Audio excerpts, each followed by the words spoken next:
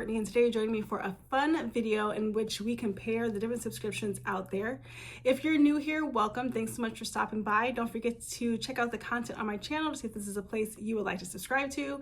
If you're returning, make sure you have subscribed, hit the bell for post notifications, and then everybody can go to the posts tab and join our Discord. We chat about everything from books, e-readers, our pets, general chit chat, and this is where our conversation for the book club is. For November, our book is Wreck by, I want to say, Catherine Newman, and we will be talking about that toward the end of the month. It is a very low pressure book club. We get to the books when we can, we talk about them as we can, and it is a good time.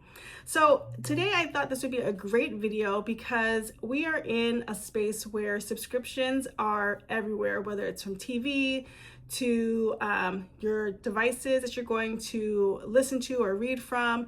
We can't go anywhere without buying a subscription, but in a world where our economy is bad and we need to read our books, which is the best platform, that if you were going to keep one or two, you could decide that these are the ones that are worth it. So I wanted to compare all of them that I have. This does not include Libby. Now, obviously Libby is free. It's connected to your library. You can connect multiple libraries if you have multiple cards, I believe. And the only downside for me with Libby is that the holds are ridiculous in my area, and so I often end up having to buy the book anyway or getting the physical book from the library. But these are the subscriptions that we're going to take a look at today. We're going to be comparing Audible, Spotify Premium, Kindle Unlimited versus Kobo Plus, and then Book of the Month and Aardvark. So let's get started with the physical books, and this is comparing Book of the Month versus Aardvark. Okay, for each of these comparisons, I will start you off with some stats and then my experience with these services. So I actually have been part of Book of the Month Club since 2020 during quarantine, and I am on the plan where you get 1 credit. I tried the Audible over there once, the audiobooks, I didn't like it, but I get one credit, and then so you have 1 free book, and that's $17.99 a month, and then you get add-ons, and I believe they used to be $9.99, but I believe the add-ons now are $10.99. So on Book of the Month Club, so you get 5 to 7 books each month that are curated and they are set up for you. So when you go in, you can pick from one of these, you pick one book from these choices, and there's usually like a thriller, a romance, a contemporary fiction, a literary fiction, a suspense. They try to create one in each category, and fantasy, and then you just pick the book that you want. You get the physical book obviously in the mail, so let's just take a look. So I skipped November, which you can skip if you want to, but I picked up most recently Ellen Hildebrand's The Academy, and these ones are printed and bound with the Book of the Month labels on them, so they're very, Book of the Month coded. These books, okay, so you get 1 per month, as I mentioned, and you do have to pay for the add-ons. So sometimes the main books are not the best, but the add-ons are really good. So you use your free credit to grab any book, and then you get the add-on for a cheaper price, which these books run like $30 at Barnes, but if you get the subscription and do an add-on, you're getting it for $10.99. So literally it is a savings, which is very nice, and I have bought a lot of books that way. I also have found new authors because I was looking for whatever the main book was, nothing appealed to me, so I just grabbed something random and it ended up being really good. Most of the time the core books are smaller in nature. They're around like 300 to 330, 350 pages, which I found that to be very consistent across the board. So they're generally easy to get through. And even in books like fantasy books, they usually pick fantasy books that are not super high stakes, so they're not too hard to get into. And they do have lots of popular authors. And so like I said, I've been with them for 5 years. I think the downside to Book of the Month Club is that their selections have gone down tremendously, and I don't know like the behind the scenes on publishing and all of that, but they used to have like Christina Lauren, they had Ali Hazelwood, they would have this one, that one, all of these very prominent authors, and now they don't. They even had Abby Jimenez, and now they don't have them even as add-ons, or they don't have them as the main book and it's the add-on. And so they have changed just a little bit in that sense. And yeah, I have found myself picking random books more often because they don't have a good selection, but I want the add-on. And I wonder if that's part of what they're doing. So next, let's talk about Aardvark. So next, let's talk about Aardvark. I actually just started this subscription. I really did it for you guys because I wanted to compare what was going on with Aardvark. I've seen a couple of other YouTube channels do an Aardvark unboxing or go to their book club, so I just wanted to check it out. They are also $17.99 a month. That means you get one book, just like Book of the Month, but extra books are $9.99. I don't think that's accurate. I just Googled these facts because I believe I paid like $11.99 for a book and I thought it was a little bit more expensive. Of course, you get the physical hardcover each month and then you choose from a list, and it's the same sort of idea of Book of the Month Club. They don't have the same types of books though. It seemed like there were on Aardvark, there were books that I had not really heard of before or were a little bit more niche. So since I still have this box, I did open it on my shorts, but I'll show you. This is the Aardvark box. And it says thing inside the box there. And so I picked up two books because I was looking for something.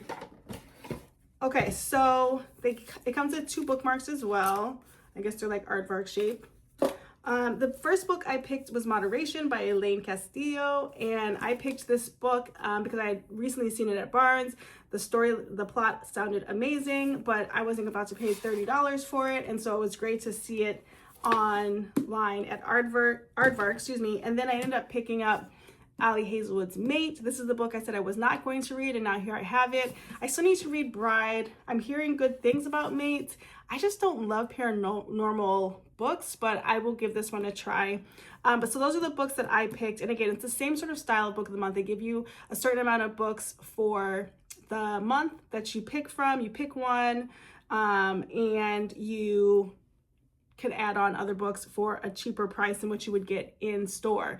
So the benefit of both Book of the Month Club and Aardvark is that you're getting these really high quality books. They are hardcover books. They are mostly popular books, and you're getting them for a very reduced price. I mean, I was looking at Barnes today, and the hardcover books are just so expensive. Even when they have like a $5 off sticker, they're still very expensive. So to get a book for, you know, $10, $12, or even $18 as hardcover is amazing. One thing that I didn't like about Aardvark was the shipping time was crazy. So on Book of the Month Club, shipping is pretty standard. You'll get it like maybe 3 or 4 days, nothing too crazy. And I know we're in the world of, you know, immediate right now because of Amazon, but you know, Aardvark took a hot minute to come, and I was like, where is this box? Like, it is MIA, and I didn't get any updates via email of like, hey, your box is shipped or anything. It was just like, where is it? And all of a sudden it popped up one day. I will compare just sizing for you guys because they are printed sort of like for the specific book club. I don't know if you can tell, but the Book of the Month Club book is just a little bit taller than the Aardvark book. But again, they're still very good quality books. And again, I can't say it enough. I love these because you can get the physical book for such a cheap price, and you can't really get that anywhere anymore. However, if you are new here, or you just remember, I am more of a digital reader now. I'm becoming more into my Kindle and really trying not to have a lot of physical books.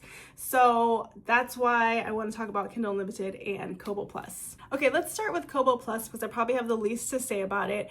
And to update, guys, I don't have any more Kobos and I don't have a books anymore. I actually sold my Books Palma 2 and sold my second, well now, is this second or third? Yeah, my second Kobo Libra Color.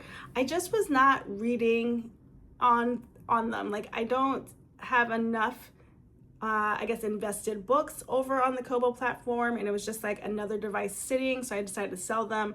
The Books Palma, such a cute device. I think when the color version comes out, I'll definitely pick that up. but I wasn't using that either. Like if I'm out and about, I was reading on my Kindle Basic. Now I've passed my Kindle Basic on to my daughter, so there could be space for a smaller device in my purse, but for the moment I wasn't using it, so I went ahead and sold it. But that leads me to why I have started and canceled Kobo Plus so many times. So every time you get a new device, you did get a free trial for Kobo Plus. I have tried it. It is $7.99 a month. And that's if you want to listen, or if you want to like have your digital books, or you could do both. And I guess it's $9.99 a month. I always just did the books just like I would Kindle Unlimited. And with the Kobo Plus membership, you get unlimited access to a catalog of ebooks. And they say there's about 1.3 million ebooks. I can't even believe that. So I don't know, Google might be steering me wrong. And all of the books, they just like pop right onto your device, obviously.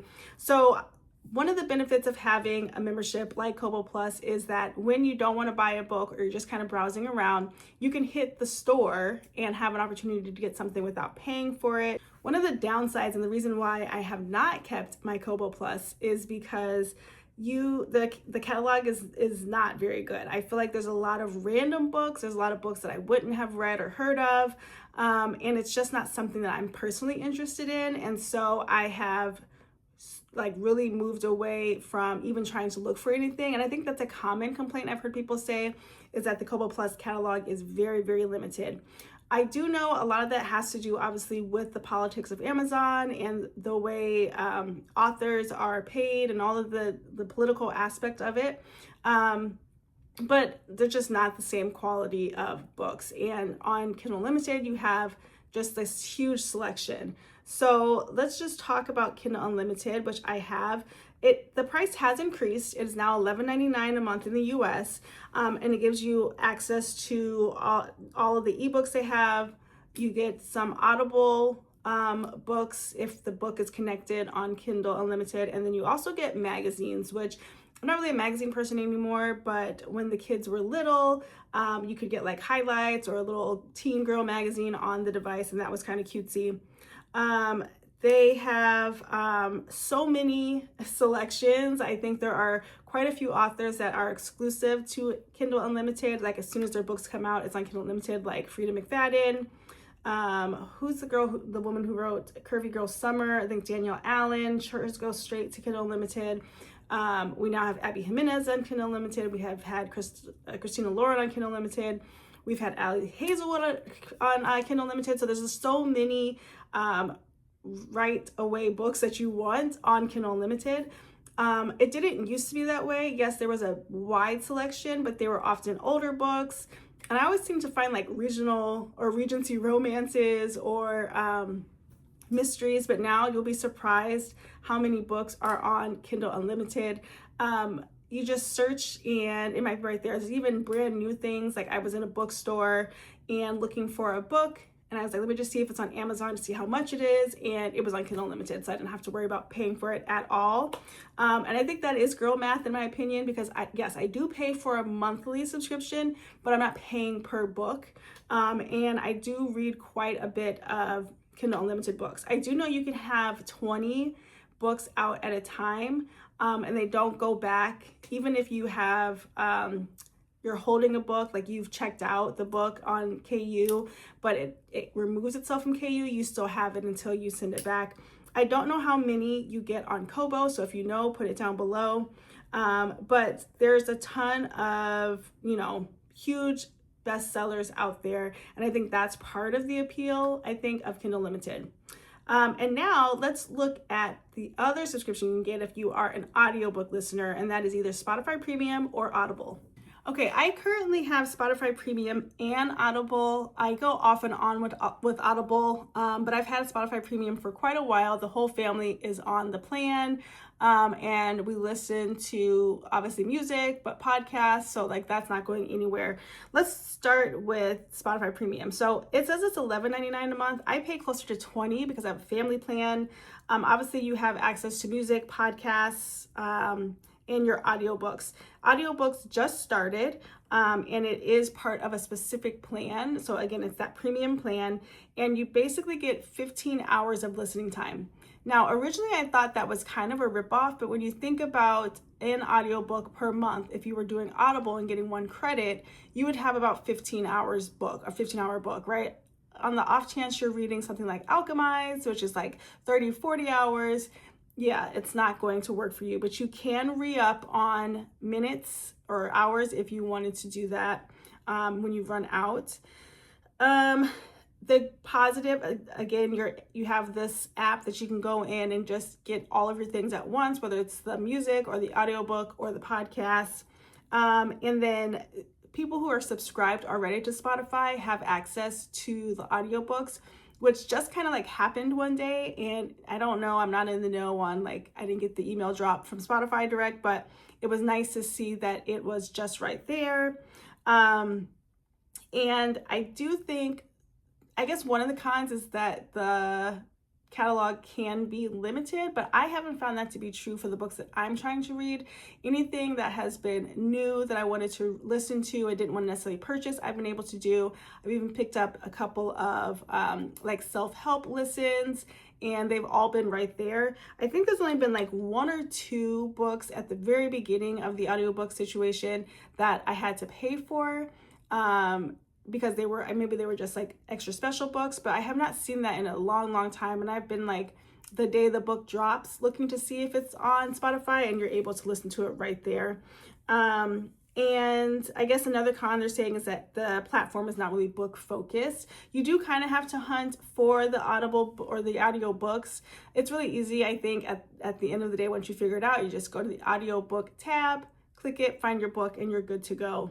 On the other side, you have Audible, which, like I said, I've gone back and forth. So you can get a $7.95 plan, which is basic, but I do the $14.95 premium or the plus plan, and that gives you your 1 credit a month. So you get to get 1 free audiobook, and then you get access to the full catalog. And I love the full catalog because again, you're listening to books that you don't necessarily have to pay for, that also have all of the Amazon originals. There's so many cute romances on there.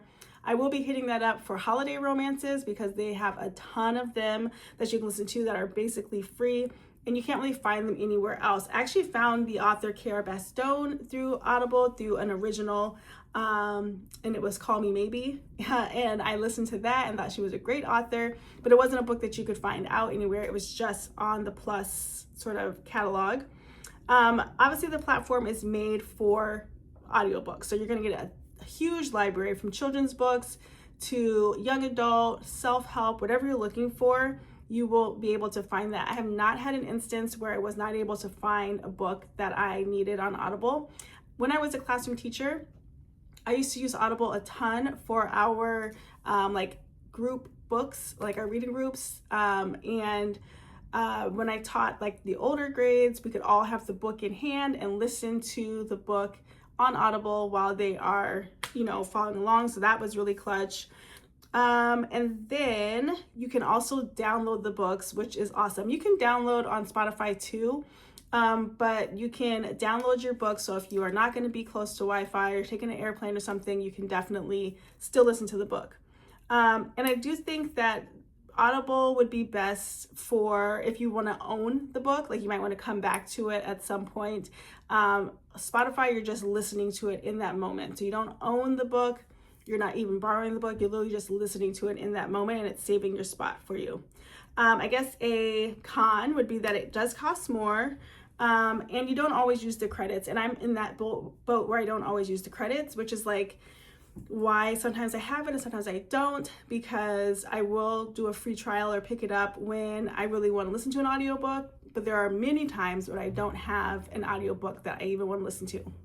So as I stated, there are a ton of options when you think about subscriptions for your reading needs.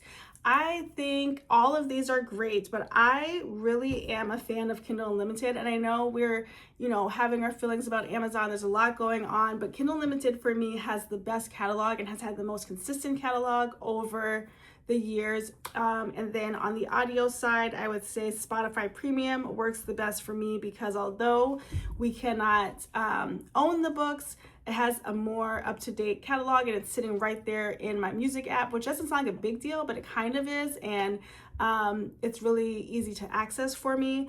And then if I was thinking about a book club, I would do Book of the Month Club. And that's like on a scale of 1 to 10, like at a 2, because I think both Aardvark and Book of the Month Club are going to limit the amount of books that you have access to. And there's a lot of hoops you have to jump through just to get your book. So you have to pick a book of the month before you can pick an add-on. And in Kindle Unlimited or Spotify Premium, you don't have to do that. You find the book that you want and you just get it right away. So comment down below what subscriptions you have. I know we all have multiple, and we might be trying to wean them down to figure out which ones are the top tier. And I want to know what you think about this comparison. As always, thanks so much for watching. Don't forget to like, comment, and subscribe, and we'll see you in the next one. Bye, guys.